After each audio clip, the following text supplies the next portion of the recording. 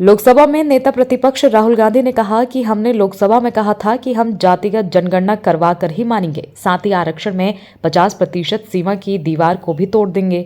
उन्होंने कहा कि पहले तो नरेंद्र मोदी कहते थे कि सिर्फ 4 जातियां हैं, लेकिन अचानक से उन्होंने जातिगत जनगणना कराने की घोषणा कर दी। हम सरकार के इस फैसले का पूरा समर्थन करते हैं, लेकिन सरकार को इसकी टाइमलाइन बतानी होगी कि जातिगत जनगणना का काम कब तक पूरा होगा। नेता प्रतिपक्ष राहुल गांधी ने कहा कि जातिगत जनगणना में बिहार तेलंगाना का मॉडल है, इनके बीच में जमीन आसमान का फर्क है। तेलंगाना जातिगत जनगणना के लिए एक मॉडल बना है और ये एक ब्लूप्रिंट बन सकता है। हम जातिगत जनगणना को डिजाइन करने में सरकार की मदद करेंगे क्योंकि ये डिजाइन बहुत जरूरी है। उन्होंने कहा कि हम देश में जातिगत जनगणना के माध्यम से एक नए तरीके का विकास लाना चाहते हैं, चाहे ओबीसी हो, दलित हो या आदिवासी। इनको देश में कितनी भागीदारी है ये सिर्फ जातिगत जनगणना से पता चलेगा, लेकिन हमें और आगे जाना है। हमें पता लगाना है कि देश की संस्थाओं और पावर स्ट्रक्चर में इन लोगों की कितनी भागीदारी है।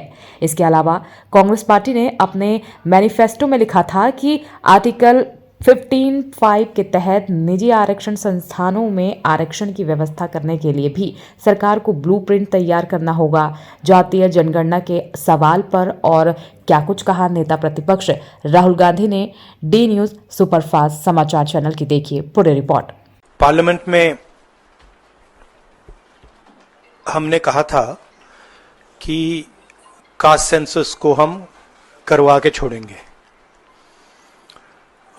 और हमने ये भी कहा था कि 50% की जो कैप है, जो आर्टिफिशियल दीवार लगा रखी है, उसको भी हम तोड़ के हटाएंगे।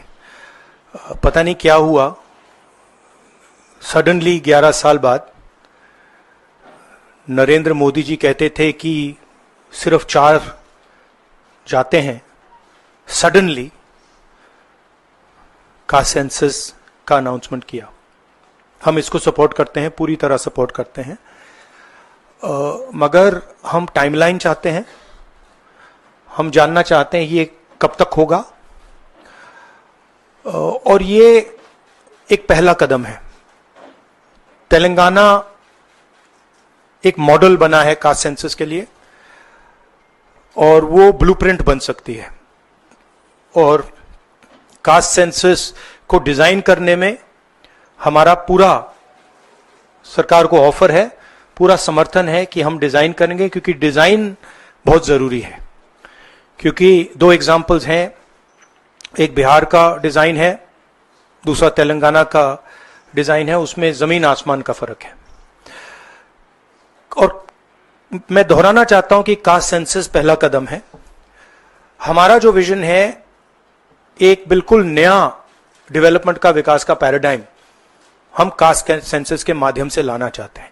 सिर्फ रिजर्वेशंस नहीं, मगर हम सेंट्रल सवाल पूछ रहे हैं कि चाहे ओबीसीज हों, दलित्स हों, आदिवासी हों, उनकी देश में कितनी भागीदारी है। कास्ट सेंसस से एक प्रकार से पता लगेगा, बट कास्ट सेंसस से आगे जाना है। हमारे इंस्टीट्यूशंस में, संस्थाओं में इनकी कहां कहां पार्टिसिपेशन है, पावर स्ट्रक्चर जो है उधर कितनी पार्टिसिपेशन है, ये नेक्स्ट स्टेप है। और हम चाहते हैं कि इस डायरेक्शन में कास्ट सेंसस जाए। हमने एक और चीज कही थी, कांग्रेस पार्टी ने रेज की थी, मैनिफेस्टो में भी था, article 15(5). Article 15(5) is reservation in private education institutions. ये कानून है, ऑलरेडी कानून है, और हम चाहते हैं एकदम इस कानून को एनडीए की सरकार, बीजेपी की सरकार इंप्लीमेंट करना शुरू करे। सेंसस को डिले किया है और अपोज किया था, हम इसको वेलकम करते हैं। ये हमारा विजन है, इन्होंने अडॉप्ट किया, बहुत अच्छा, मगर हम चाहते हैं कि हमें डेट्स बताई जाएं, किस दिन तक ये सेंसस होगा, बजट में इसका पैसा आना चाहिए, अभी बजट में पैसा नहीं है, और फिर जो डेवलपमेंटल विजन है वो हमारे सामने प्रेजेंट होना चाहिए।